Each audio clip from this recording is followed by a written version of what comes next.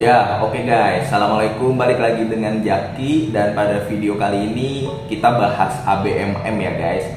ABMM ini adalah saham yang laporan keuangannya baru keluar 30 November 2022 lalu, dan saham ini beberapa kali diminta oleh teman-teman di YouTube, teman tongkrongan, teman di Instagram gua untuk dibahas. Sebenarnya bukannya belum gua bahas, karena gue juga nunggu laporan keuangan kuartal ketiga 2022 guys.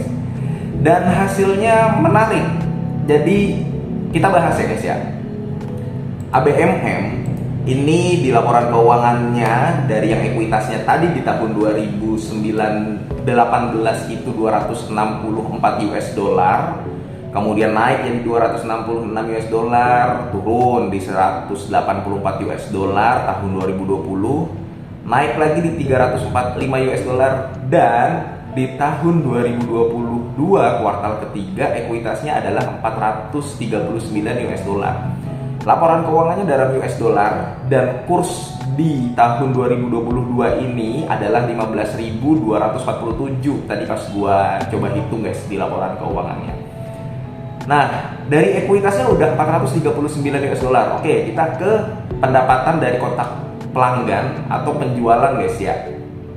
Di tahun 2018 itu 773 US dollar, 592 US dollar, 600 juta US dollar tahun 2020. Di tahun 2021 1 miliar US dollar, sampai di tahun 2022 1,029 miliar US dollar, 1,029 miliar US dollar.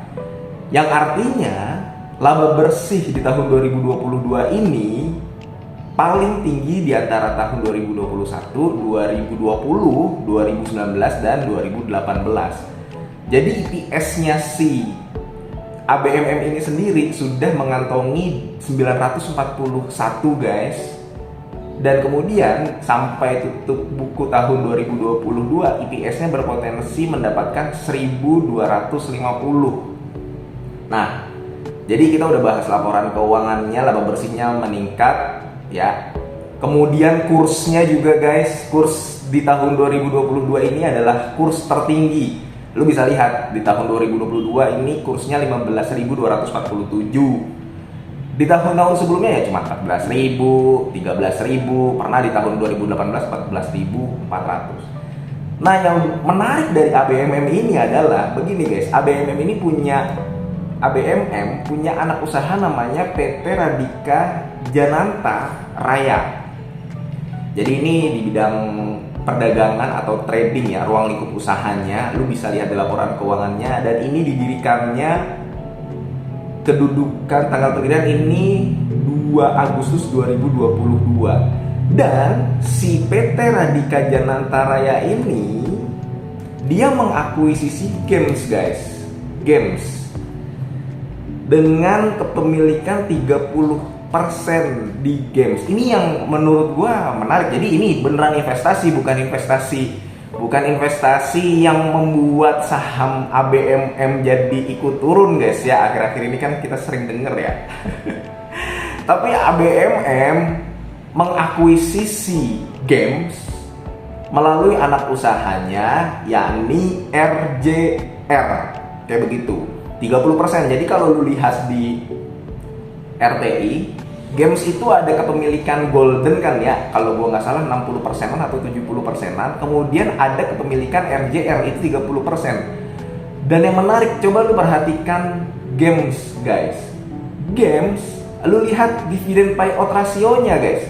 Dia 80%, 90%. EPS-nya di tahun ini juga tinggi. Lu boleh ngecek di laporan keuangannya Games atau di RTI yang sudah disimplifikasi ya guys oleh suatu pihak, jadi lebih mudah membacanya. Kinerjanya Games itu bagus dan DPR-nya Games itu gede, 80%. Intinya di atas 50% lah guys. Nah, si ABMM ini kecipratan bisa juga dari situ. Pertama seperti itu. Tapi si Games itu sendiri valuasinya kan gede. Lu boleh lihat Games itu valuasinya 6, PBV-nya 6. Jadi daripada beli Games mendingan apa? Beli ABMM-nya. Itu guys yang gue lihat ya guys, menurut pandangan gue. Jadi beli ABMM-nya karena dia juga oke, si ABMM utangnya gede, tapi lihat di bagian aset guys, di bagian aset dan si salah satunya si games, lu boleh lihat di catatan 8, investasi pada entitas asosiasi, yaitu pada games itu sendiri. Jadi nggak apa-apa berhutang, tapi sebenarnya dia menjadikan hutangnya itu sebagai aset. Nah ini yang menarik dari si ABMM. Sudah kinerjanya yang terbaik selama 5 tahun, di tahun 2022 ini EPS-nya bisa berpotensi menyentuh angka 1.200 per lembar, padahal harga sahamnya cuma 3.800. Sama dia mengakuisisi games. Jadi ini salah satu yang buat menarik. Yang kedua, kita ke valuasinya guys. Valuasinya ABMM itu masih 1,5 BMV-nya dengan pernya 4. Kalau pernya mungkin karena gue ngitung pernya dari EPS saat ini ya guys, EPS-nya kan masih 941. Tapi nanti ketika dia 1 tahun penuh bisa berpotensi 1.200, jadi pernya 3 kalau lu lihat di RTI. Bagaimana kalau misalkan EPS di kuartal 4 jauh lebih tinggi? Ya pernya bisa jadi lebih kecil guys, seperti itu. Dari valuasinya ABMM masih menarik, market cap-nya kecil, ya masih kecil lah kalau dibandingkan dengan PTBA, ITMG, Adaro. Yang jelas dia market cap-nya masih di bawah yang tadi, kalau tadi kan memang gede ya. PBV-nya juga 1,5. Dan yang paling penting, faktor kedua selain diakuisisi, dividennya. Jadi gini guys, si ABMM ini memang di tahun 2018 dia membagikan dividen payout ratio 11%. Tahun 2019 dia membagikan DPR 34%. Di tahun 2020 tidak, ya wajar. Gue malah lebih senang begini karena perusahaan sedang rugi, ngapain dia membagikan dividen? Kalau dia membagikan dividen mengurangi ekuitasnya dong, artinya nombok. Di tahun 2021 dia membagikan 34% DPR yang per lembarnya itu 267. Nah, sekarang EPS-nya si ABMM itu kan berpotensi 1.200 guys. Kalau misalkan dikatakan dia membagikan DPR 30% aja, ya guys ya, 30% dikali 1.250, itu adalah 375 per lembar. Itu kalau 30% guys. Tadi gua ngitung kalau misalkan 34%, seperti di tahun 2021, 34 bagi 100 dikali 1250. Jadinya adalah 400-an kan, di atas 400. Nah, sekarang harga ABMM itu masih 3.880. Artinya si ABMM ini hari ini aja guys, 1 Desember, gue langsung WA ke teman gue begitu gue baca laporan keuangannya guys ya. Lu kalau misalkan mau nambah muatan, tambah aja, nggak usah ragu. Tapi sekali lagi ini bukan ajakan jual beli, gue cuma menyarankan teman gue, walaupun tetap perlu di manage guys ya, portofolionya ya dengan bijak, ya jangan all in semua gitu, karena kita perlu mempertimbangkan resikonya. Tapi berdasarkan data dari laporan keuangannya, dari dia akuisisinya, kemudian dari dia EPS-nya, potensi ABMM untuk naik masih besar.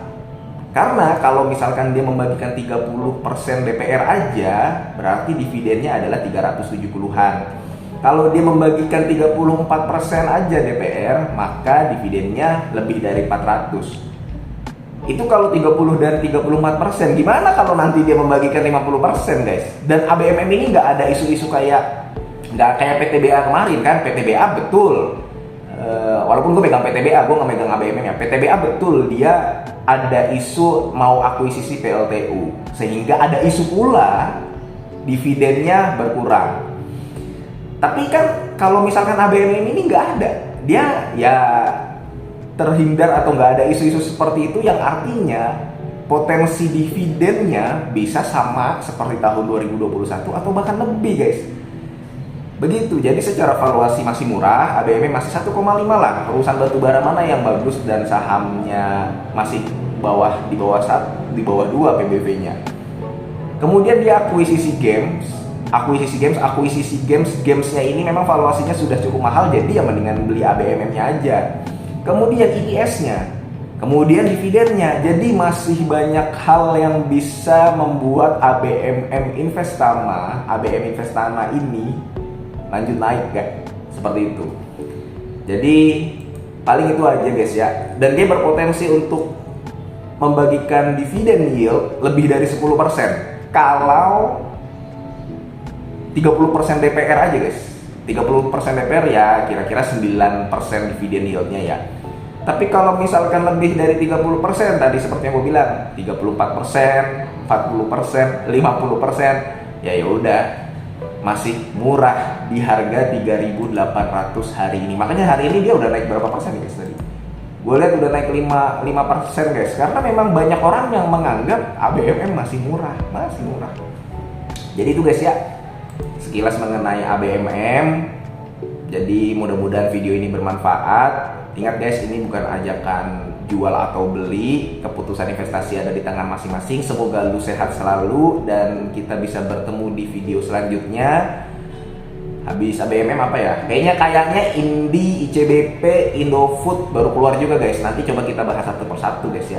Oke, gua akhiri. Wassalamualaikum warahmatullahi wabarakatuh.